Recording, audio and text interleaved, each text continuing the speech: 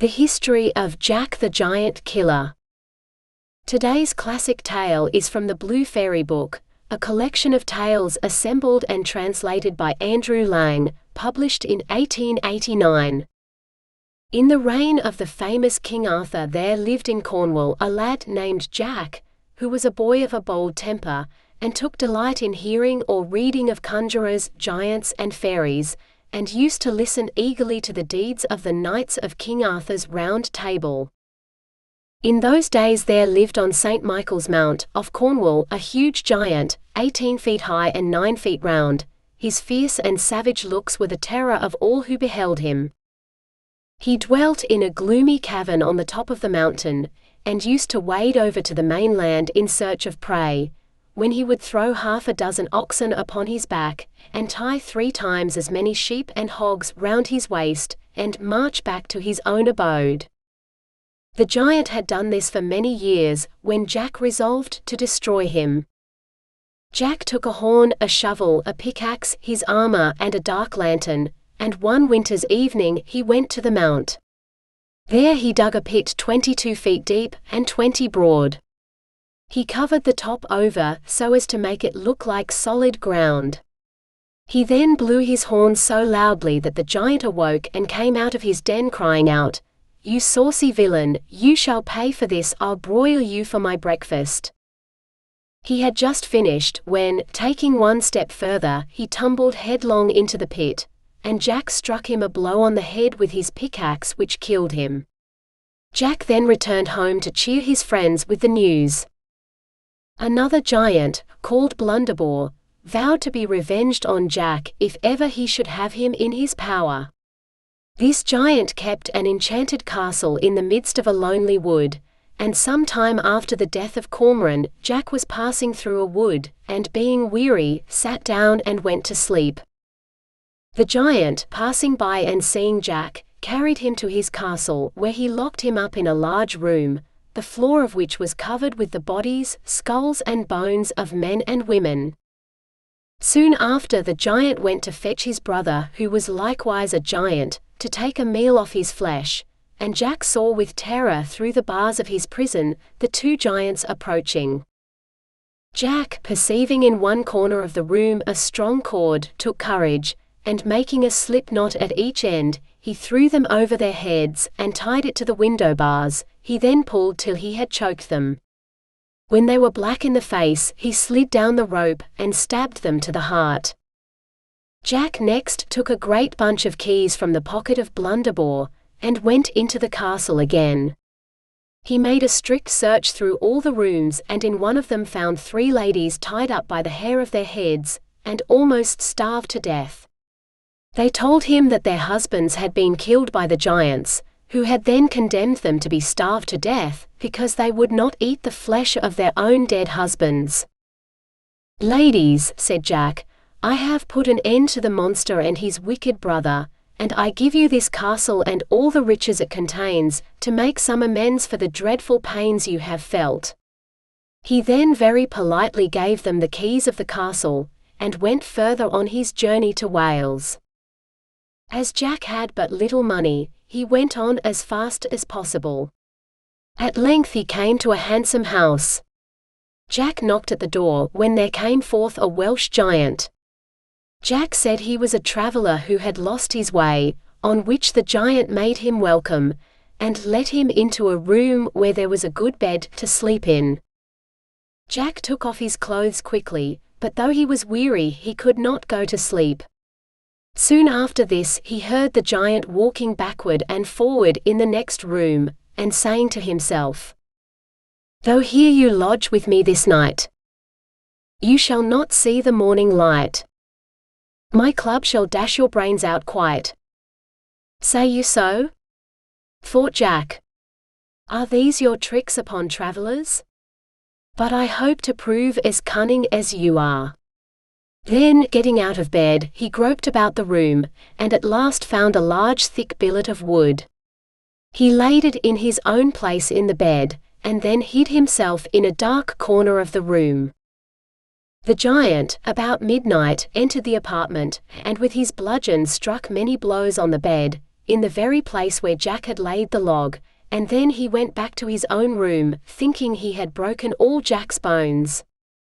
Early in the morning, Jack put a bold face upon the matter, and walked into the giant's room, to thank him for his lodging.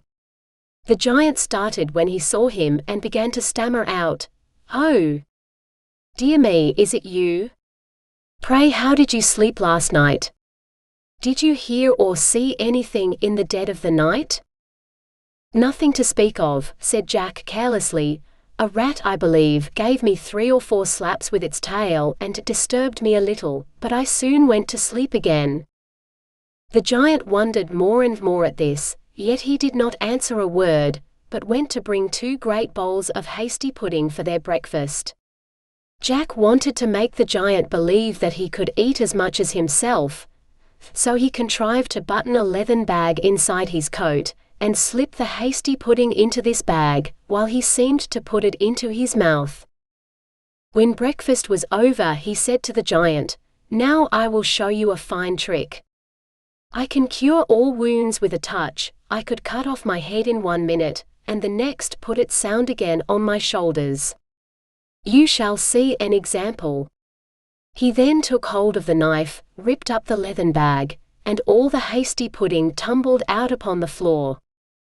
"Odd splutter her nails," cried the Welsh giant, who was ashamed to be outdone by such a little fellow as Jack. "Her can do that herself." So he snatched up the knife, plunged it into his own stomach, and in a moment dropped down dead. Jack, having hitherto been successful in all his undertakings, resolved not to be idle in future. He therefore furnished himself with a horse, a cap of knowledge, a sword of sharpness, shoes of swiftness, and an invisible coat, the better to perform the wonderful enterprises that lay before him. He travelled over high hills, and on the 3rd day he came to a large and spacious forest, through which his road lay. Scarcely had he entered the forest when he beheld a monstrous giant, dragging along by the hair of their heads, a handsome knight, and his lady. Jack alighted from his horse and, tying him to an oak tree, put on his invisible coat, under which he carried his sword of sharpness. When he came up to the giant, he made several strokes at him but could not reach his body, but wounded his thighs in several places, and at length, putting both hands to his sword and aiming with all his might, he cut off both his legs. Then Jack, setting his foot upon his neck, plunged his sword into the giant's body, when the monster gave a groan and expired. The knight and his lady thanked Jack for their deliverance, and invited him to their house, to receive a proper reward for his services. "No," said Jack, "I cannot be easy till I find out this monster's habitation." So, taking the knight's directions, he mounted his horse and soon after came in sight of another giant, who was sitting on a block of timber waiting for his brother's return. Jack alighted from his horse and, putting on his invisible coat, approached and aimed a blow at the giant's head, but, missing his aim, he only cut off his nose. On this the giant seized his club, and laid about him most unmercifully. "Nay," said Jack, "if this be the case I'd better dispatch you." So, jumping upon the block, he stabbed him in the back, when he dropped down dead. Jack then proceeded on his journey, and travelled over hills and dales, till arriving at the foot of a high mountain, he knocked at the door of a lonely house, when an old man let him in. When Jack was seated, the hermit thus addressed him: "My son, on the top of this mountain is an enchanted castle, kept by the giant Galligantus and a vile magician. I lament the fate of a duke's daughter, whom they seized as she was walking in her father's garden, and brought hither transformed into a deer." Jack promised that in the morning, at the risk of his life, he would break the enchantment, and after a sound sleep, he rose early, put on his invisible coat, and got ready for the attempt. When he had climbed to the top of the mountain, he saw 2 fiery griffins, but he passed between them without the least fear of danger, for they could not see him because of his invisible coat. On the castle gate he found a golden trumpet, under which were written these lines: Whoever can this trumpet blow shall cause the giant's overthrow. As soon as Jack had read this, he seized the trumpet and blew a shrill blast, which made the gates fly open and the very castle itself tremble. The giant and the conjurer now knew that their wicked course was at an end, and they stood biting their thumbs and shaking with fear.